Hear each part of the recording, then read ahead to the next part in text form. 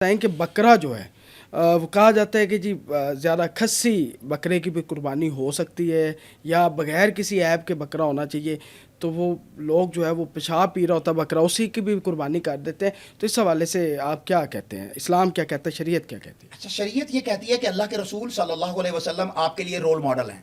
نبی کریم صلی اللہ علیہ وسلم نے جو بکرے یا چھترے آپ نے قربان کیے، ان کے متعلق صحیح بخاری صحیح مسلم کے اندر آتا ہے کہ وہ خسی ہوتے تھے. ٹھیک ہے، خسی جانور کی خوبصورتی یہ ہے کہ وہ اپنا پیشاب نہیں پیتا، ایک بات. دوسری بات یہ کہ اس کا جسم جو ہے اس کا گوشت زیادہ لذیذ ہوگا، فربا ہوگا اور موٹا تازہ ہوگا اور وہ صحت مند ہوگا. یہ جانور کا عیب نہیں ہے، بلکہ یہ جانور کی خوبی بن جاتی ہے جب اسے قربانی کے لیے آپ نے بالخصوص تیار کرنا ہے. تو ایسے جانور کی قربانی کرنا اولا ہے، افضلیت ہے. لیکن وہ جانور کے جو آنڈر ہیں، جو کھسی نہیں کیے گئے، ان کی قربانی کرنا بھی جائز تو ہوگا. ناجائز کی دلیل میرے پاس نہیں ہے، لیکن افضل نہیں ہے. افضل عمل کیا ہے کہ کھسی جانور، کیونکہ رسول اللہ صلی اللہ علیہ وسلم نے کیے ہیں، لہذا ان جانوروں کو کیا جائے. یہاں پر ایک ایسا مخصوص فرقہ ہے جو صرف ان جانوروں کو، ان بکروں کو کرتا ہے جو کھسی نہیں ہوتے. ان کا ایک اپنا ٹیسٹ ہے، ہم کیا کہہ سکتے ہیں، لیکن اسلام کی پریورٹی یہ ہے کہ ایسے جانور کو کیا جائے کہ جس کے اندر عیب نہ ہو. یہ بھی عیب ہے کسی جانور کا کہ وہ اپنا پیشاب خود ہی پیے اور اس کے گوشت سے جو ہے وہ پھر بو آئے. جب آپ ایسے جانور کا گوشت قربانی پہ ذبح کرتے ہیں تو وہ گوشت کھانے کے قابل بھی نہیں ہوتا. آپ پھر ایسے لوگوں کو جو ہے وہ تکلیف کا ذریعہ بنتے ہیں. لہذا وہ جانور کیجئے اللہ کے رسول صلی اللہ علیہ وسلم نے جو شریعت کے مطابق بیان کر دیے. سب سے اہم بات یہ کہ قربانی میں جانور دوندا ہونا یہ شرط ہے. 2 سال.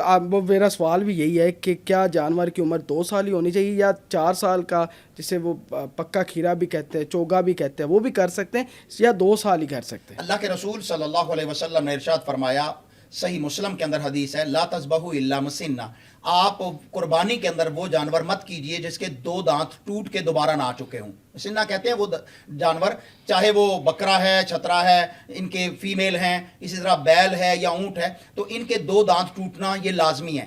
اسلام نے سال، مہینے، دن اس کو پیمانہ نہیں بنایا، بلکہ اس کی جو تخلیق ہے اس میں اس کے 2 دانت دودھ کے آئے ہوئے وہ ٹوٹ جائیں اور دوبارہ آ جائیں. یہاں پر ہمارے جو بیپاری ہوتے ہیں وہ عام طور پر لوگوں کو دھوکہ دینے کے لیے قربانی کے جانور تیار نہیں ہوتے اور ان کے دانت جو ہے وہ پلاس سے نکال دیتے ہیں یا مختلف چیزوں سے وہ نکال دیتے ہیں اور وہ کہتے ہیں یہ دانت ٹوٹ چکے ہیں، یہ جو ہے وہ لگ جائے گا. ایسا جانور جس کے دانت ٹوٹ چکے ہوں اور دوبارہ نہ ابھی اگے ہوں وہ بھی قربانی کے لیے جائز نہیں ہے. اور پکا کھیرا عام طور پر ہم منڈیوں میں جاتے ہیں تو جو بیپاری ہوتے ہیں جنہیں کلمہ بھی نہیں آتا ہوتا، نماز بھی نہیں آتی ہوتی، وہ ان دنوں میں مفتی بنے ہوتے ہیں اور وہ کیا کہہ رہے ہوتے ہیں کہ جناب یہ پکا کھیرا ہے، یہ گھر کا پلا ہوا ہے. بھائی گھر کا پلا ہوا ہو، پکا کھیرا ہو، یہ قربانی میں جائز نہیں ہے. ہاں ایک ہی صورت ہے کہ اللہ کے نبی صلی اللہ علیہ وسلم نے فرمایا کہ جانور میسر نہ ہو یا تمہارے پاس اتنی رقم میسر نہ ہو کہ تم دوندا جانور جو ہے وہ خرید سکو، تو پھر تم جزعۃ من الظان، یہ بھی صحیح مسلم کی حدیث ہے کہ آپ جو ہے وہ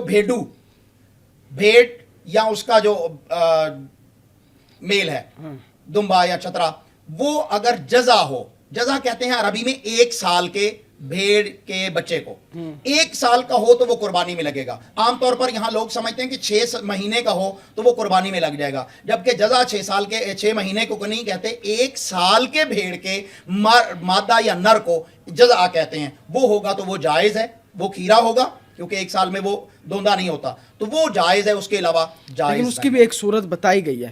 اچھا، گائے کے حوالے سے بتا دیں، بھینس کی قربانی اور گائے کی قربانی، اس حوالے سے کیونکہ کافی جو مکاتب فقہ ہیں وہ اس حوالے سے دلیلیں بھی دیتے ہیں، تحویلیں بھی پیش کرتے ہیں کہ بھینس کی قربانی بھی جائز ہے، تو اس حوالے سے کیا کہتے ہیں؟ پہلی تو بات یہ کہ قربانی شریعت اسلامیہ کا ایک بڑا ہی خوبصورت معاملہ ہے، حسن ہے. اللہ تبارک و تعالیٰ نے سورت الحج کے اندر بھی قربانی کا ذکر کیا، وہاں پر جانوروں کا ذکر بھی کیا، اور پھر سورت الانعام کے اندر اللہ ذوالجلال والاکرام نے وہ جانور جن کو سورت الحج کے اندر اللہ تعالیٰ نے بہیمت الانعام قرار دیا، ان بہیمت الانعام کی تفسیر سورت الانعام کے اندر آ گئی. وہ 8 جانور ہیں، من الضأن اثنین ومن المعز اثنین ومن البقر اثنین ومن الغنم اثنین. تو یہ جو جانور ہیں 8 جانور اللہ ذوالجلال والاکرام نے بیان کر دیے. ان میں بکری اور اس کا میل جو ہے وہ بکرا، بھیڑ اور دمبا، گائے اور بیل، اونٹ اور اونٹنی، یہ 8 جانوروں کا ذکر اللہ ذوالجلال والاکرام نے کیا. اور نبی رحمت صلی اللہ علیہ وسلم نے 10 سال جو قربانی کی ہے مدینہ طیبہ میں، ان میں بھی تمام جانور صرف اور صرف انہی نسلوں سے تھے. گائے کا وجود تھا، بیل کا وجود تھا. نبی رحمت صلی اللہ علیہ وسلم کے دور میں تو بھینس پائی نہیں جاتی تھی، کٹا پایا ہی نہیں جاتا تھا، یہ تو عرب کا جانور ہی نہیں ہے. تو حلال جانور ہے لیکن قربانی کا جانور نہیں ہے. اگر کسی وقت یہ جو جانور قربانی کے ہیں، بکری ہے، بیل ہے یا اونٹ ہے، یہ نسل اگر ناپید ہو جائے، اللہ نہ کرے کسی جگہ پر ناپید ہو جائے، آج تک تو 1400 سال میں کبھی ہوئی نہیں ہے، اگر ناپید ہو جائے تو پھر دیکھا جائے گا کہ اس کا آلٹرنیٹ کیا ہے. جب یہ سارے جانور وافر مقدار میں موجود ہوں تو صرف جانور سستا ہونے کی وجہ سے آپ بھینس یا کٹے کی قربانی کر رہے ہیں، یا آپ کو کٹے کی یا بھینس کا گوشت جو ہے وہ پسند ہے اس لیے آپ قربانی کر رہے ہیں، تو یہ قربانی جائز نہیں ہوگی، کیونکہ یہ سنت کے مطابق نہیں ہوگی. رسول اللہ صلی اللہ علیہ وسلم نے اور صحابہ کرام رضوان اللہ علیہم اجمعین نے اور تابعین عظام نے کبھی بھی بھینس یا کٹے کی قربانی نہیں کی. گائے میں بیماری آ جاتی ہے، ایک پوری وبا چل جاتی ہے، اس کے آلٹرنیٹ کر سکتے ہیں بھینس کی قربانی؟ تو پچھلے دنوں میں ہوا تھا، گائے کے اندر ایک بیماری تھی. اچھا، یہ عام طور پر تو بیماری نہیں ہوتی. عام طور پر ہوتا کیا ہے کہ جب بھی قربانی کا موسم قریب آتا ہے تو کچھ مہم چلا دی جاتی ہیں کہ یہ بیماری آ گئی ہے، وہ بیماری آ گئی ہے، تاکہ لوگ جو ہیں وہ منڈیوں میں نہ جائیں یا قربانی کی طرف نہ جائیں. حالانکہ یہ بیماری اگر ریئر ہو پھر بھی اس کا الٹرنیٹ، اگر گائے میں بیماری آ گئی مثال کے طور پر، تو باقی جانور بھی تو ہیں، بکری یا بکرا ہے یا بھیڑ ہے یا دمبا ہے، پھر اسی طرح اونٹ ہے. تو آپ ان مسنون جانوروں میں سے جو اللہ کے رسول صلی اللہ علیہ وسلم نے خود کیے، صحابہ کرام نے کیے، ان میں سے کرنے چاہیے. اچھا، اور گائے کے حصے کتنے ہوتے ہیں؟ اگر کوئی بندہ حصہ اپنا رکھتا ہے تو وہ اس کی ایک قربانی کے برابر ہے؟ جی، یہاں پر بہت ہی حدیث واضح ہے. رسول اللہ صلی اللہ علیہ وسلم نے فرمایا ایک بکری یا ایک بکرا پورے گھر والوں کی طرف سے قربانی کے لیے کفایت کر جائے گا. ایک بکرا پورے گھر میں؟ ایک بکرا یا بکری پورے گھر والوں کی طرف سے قربانی کا پورا اجر ہوگا. ایک دوسری بات، اس میں پورے گھر والے قربانی مطلب ان کی طرف سے ہوگی؟ جی جی، ان کی طرف سے ہوگی. اور اگر آپ بڑے جانور میں حصہ ڈالتے ہیں، مثلا گائے کا آپ نے پوچھا ہے، تو اس میں 7 حصے جو ہیں وہ قربانی کے ہوں گے. 7 لوگ 7 گھر والے مل کر ایک گائے کریں گے، سب کا ایک ایک حصہ ہوگا، ان سب کو قربانی کا برابر میں ثواب ملے گا. ہر ایک بندے کو پوری قربانی کا ثواب ملے گا. اگر اونٹ ہے تو اونٹ کے اندر 2 حدیثیں ہیں، 2 روایتیں ہیں، 7 حصے بھی موجود ہیں، صحیح حدیث سے ثابت ہیں، اور 10 حصے بھی موجود ہیں. اونٹ کے اندر 10 حصے بھی اللہ کے رسول صلی اللہ علیہ وسلم اور صحابہ کرام نے کیے ہیں. 10 حصوں کا عام طور پر لوگوں کو موجود نہیں ہے یا علم نہیں ہے. حالانکہ صحیح مسلم کے اندر اور سنن ترمذی کے اندر حدیث ہے کہ رسول اللہ صلی اللہ علیہ وسلم کے دور مبارک کے اندر آپ کا خود ارشاد پاک ہے کہ اونٹ کے اندر 10 حصے ہو سکتے ہیں. 10 حصے بھی کیے جا سکتے ہیں، 7 حصے بھی کیے جا سکتے ہیں. اس میں کوئی اختلاف نہیں ہے، جائز اور درست ہے.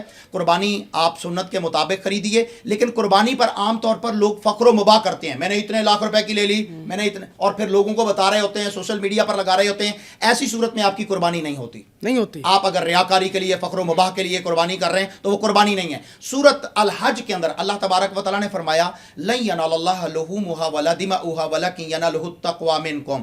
اللہ کے ہاں نہ تو تمہارا قربانی کا جانور پہنچتا ہے، نہ اس کا گوشت پہنچتا ہے، نہ اس کی کھال پہنچتی ہے، بلکہ اللہ تقوی دیکھتا ہے کہ تمہارا تقوی کیسا ہے. اللہ کو راضی کرنے کے لیے تم نے جانور خریدا ہے تو اسے پتا ہے کہ تم نے کتنے ہزاروں میں خریدا ہے یا کتنے لاکھوں میں خریدا ہے، اس کو تو پتا ہے. اور اگر لوگوں کو دکھانے کے لیے تو پھر لوگوں سے اجر ملے گا، اللہ سے تو اجر نہیں ملے گا. اسی لیے عبادت خلوص کے ساتھ کی جاتی ہے اور اللہ کی رضا کے لیے کی جاتی ہے. لوگوں کی ریاکاری کے لیے ہو تو اللہ وہ عمل قبول نہیں کرتا. اس میں ایک اور اہم بات آپ کے پوڈ کاسٹ کے ذریعے سے میں ناظرین کرام تک پہنچانا چاہتا ہوں. اگر اللہ نے آپ کو ہمت دی ہے، وسعت دی ہے، آپ ایک قربانی بھی آپ کو اتنا ہی ثواب دے گی جتنی 10 قربانیاں اگر آپ کرتے ہیں. آپ کے پاس وافر مال ہے. عام طور پر آپ کے ارد گرد میں غریب لوگ بھی ہوتے ہیں. اگر آپ ڈیفنس میں رہتے تو ضروری نہیں کہ آپ کے پاس غریب نہیں ہے. آپ کے نیبرز میں کوئی گاؤں ایسے ہوں گے، کوئی غریب ایریاز بھی لاہور کے اندر بھی ایسے ہیں جہاں پر لوگ صرف عید کا انتظار کرتے ہیں گوشت کھانے کے لیے. تو نبی کریم صلی اللہ علیہ وسلم کی ایک بڑی سنت امت بھول چکی ہے. وہ کیا ہے کہ اگر آپ کے پاس قربانی کا جانور زیادہ ہے نا تو ایک جانور آپ اپنے کسی مسلمان غریب بھائی کو قربانی کا جانور ہدیہ کر دیں. ہدیہ کر سکتے ہیں آپ، ہدیہ کر دیں اور اسے کہیں یہ میری طرف سے آپ کے لیے ہدیہ، آپ اسے قربانی کر لیں. اب وہ غریب بندے کے گھر میں جب قربانی کا جانور جائے گا، سوچئے اس گھر والے پر، اس کے بچوں پر خوشی کا کیا عالم ہوگا. بالکل. تو اسلام نے تو یہ ترغیب دی ہے. رسول اللہ صلی اللہ علیہ وسلم قربانیوں کو صحابہ کرام کو ترغیب دیا کرتے تھے کہ اپنے غریب بھائیوں کے گھر میں قربانی پہنچاؤ. یہاں پر گوشت فریجوں کے اندر رکھ لیا جاتا ہے. جیسے عید کا سیزن شروع ہوتا ہے آپ دیکھیں گے بڑی بڑی فیکٹریاں، فریجز سے جائز ہے، کھا سکتے ہیں. فریجز کی بڑی بڑی کمپنیاں انہوں نے لوٹ سیل لگا دی ہوتی ہے.